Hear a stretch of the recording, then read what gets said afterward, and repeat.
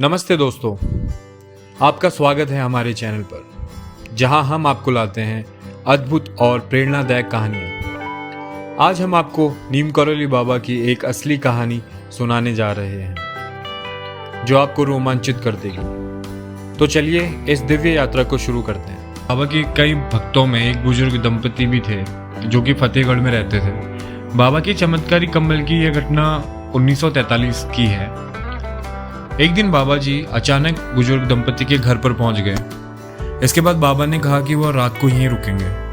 बाबा की बात सुनकर बुजुर्ग दंपति जो भक्त थे उनको बहुत खुशी हुई, लेकिन वो लोग बहुत ज़्यादा गरीब थे, तो वो सोचने लगे कि अगर बाबा यहाँ पे रुक गए तो उनकी सत्कार और सेवा के लिए उनके पास तो कुछ है ही नहीं। दंपति के पास उस समय जो कुछ भी पर्याप्त था उन्होंने उस समय बाबा को दिया और उनकी जितनी सेवा हो सकती थी उन्होंने करी। बाबा जी को उन्होंने भोजन खिलाया और उसके बाद उन्होंने एक चारपाई और एक कंबल बाबा जी को दे दिया, जिसे ओढ़कर बाबा जी सो गए। इसके बाद बुजुर्ग दंपति भी बाबा जी के पास में ही सो गए। बाबा कंबल ओढ़कर सो रहे थे और वो ऐसे डर से करा रहे थे जैसे कोई उन्हें मार रहा है। दंपति सोचने लगे कि बाबा को आखिर क्या हो गया है। जैसे तैसे रात बीती और सुबह हो गई। बाबा ने सुबह चादर लपेटकर बुजुर्ग दंपति को दे दी और कहा, इसे गंगा में प्रवाहित कर देना, लेकिन इसे खोलकर नहीं देखना वरना मुसीबत में फंस सकते हो। बाबा ने यह भी कहा था, आप चिंता न करें, आपका बेटा महीने भर के भीतर लौट जाएगा। दंपति भी बाबा की कई बातों का पालन करते चादर को गंगा में प्रवाहित करने के लिए ले जा रहे थे। चादर लेकर जाते समय दंपति को ऐसा महसूस हुआ कि चादर में कुछ लोहे जैसे सामान है, लेकिन बाबा ने तो खाली चादर दी थी। बाबा ने चादर खोलने को मना भी किया हुआ था, इसलिए दंपति ने बिना उसे खोले वैसे ही नदी में प्रवाहित कर दिया। बाबा के कहे अनुसार 1 महीने बाद बुजुर्ग दंपति का बेटा भी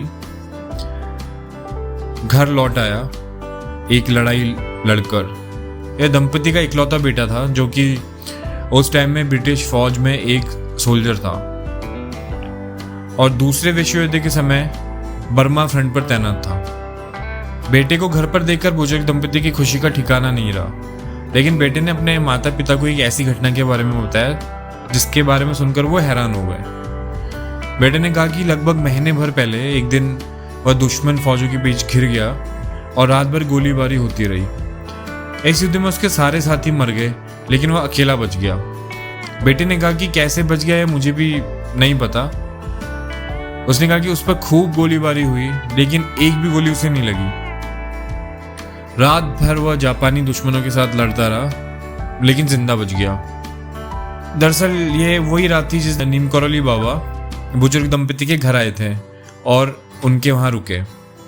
बुजुर्ग दंपति की आंखें भर आई कि उनका बेटा सकुशल घर वापस आ गया। साथ ही दंपति बाबा के चमत्कार को भी समझ गए थे और यही कारण था, और इसीलिए इस स्टोरी को जब रामदास ने अपनी किताब में लिखा तो उन्होंने इसे बुलेट प्रूफ कंबल के नाम से कहा है। तो ये थी बाबा नीम करौली महाराज से जुड़ी एक और कहानी। अगर आप ऐसी ही चमत्कारी कहानियाँ और उनके बारे में जानना चाहते हैं तो हमारे चैनल को सब्सक्राइब करें, शेयर करें और कमेंट करें। जय बाबा नीम करौली।